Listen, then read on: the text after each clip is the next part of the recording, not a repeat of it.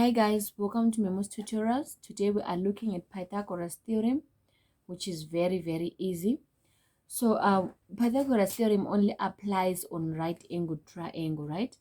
A right angled triangle will have a 90-degree angle, and we have what we call the hypotenuse. In this case, our hypotenuse is our C.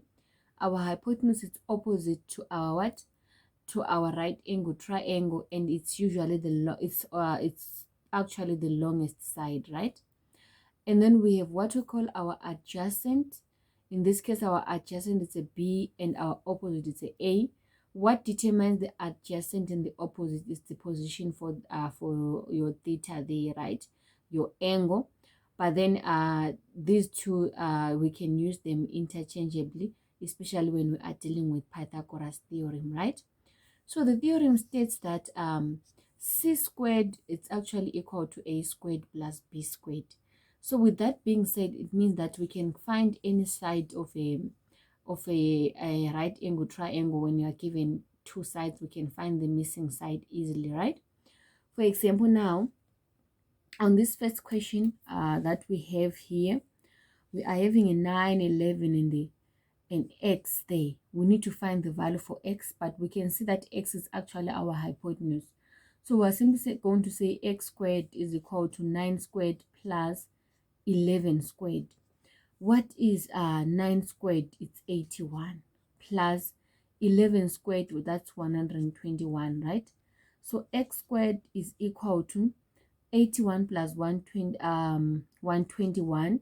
This is going to give us a 202. We introduce the square root both sides.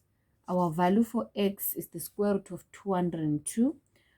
We can simply punch it here. Square root of 202.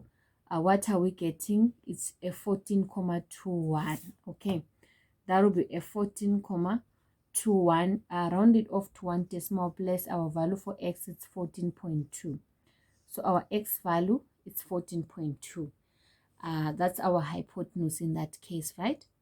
What about in this case, what will be our y value? Let me just say it's a y. But what do we know? This is our right angle triangle, so this one is our hypotenuse, right? So it simply means 10.2 squared is equal to 3.1 squared plus a y squared. But we want the value for y. So we'll say 10.2 to the power 2 minus a 3.1 to the power 2 is equal to y to the power 2, like that. Okay, so we can simply punch that in our calculator. 10.2 squared minus a 3.1 squared, what are we getting? We are getting a 94.43 being equal to y squared. For us to get the value for y, we will square root both sides. So the square root for our answer, it's a, or I double click that. So the square root of 94.43, it's a 9.717. Okay, so y is equal to 9.7, just rounded off to one decimal place. Okay, so now we can have these questions in the form of a story sum. For example, we are having a question that says a 5-meter ladder rests against the side of a house. The foot of the ladder is 1.5 meters away from the house. How far up the side of the house does the ladder reach? Okay, a ladder rests against the side of a house, right? It rests against the side of a house, so it's resting something like that. Okay, and the foot of the ladder is 1.5 away from the house.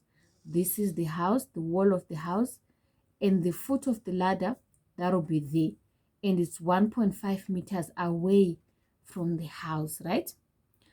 And then the question says this ladder, it's 5 meters, so 5 meters is there, right? And the question goes on to say, how far up the side of the house does the ladder reach? We want to see, this is our wall, we want to know how far up this ladder reaches. So we'll say that is going to be our x, right? and the wall, and the wall here, that's where we are going to have our 90-degree angle, and our 5 is going to be our what? Hypotenuse.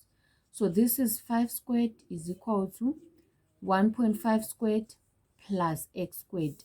So we'll say 5 squared minus 1.5 squared, it's equal to x squared. Then punching that in your calculator, you simply say 5 squared minus 1.5 squared.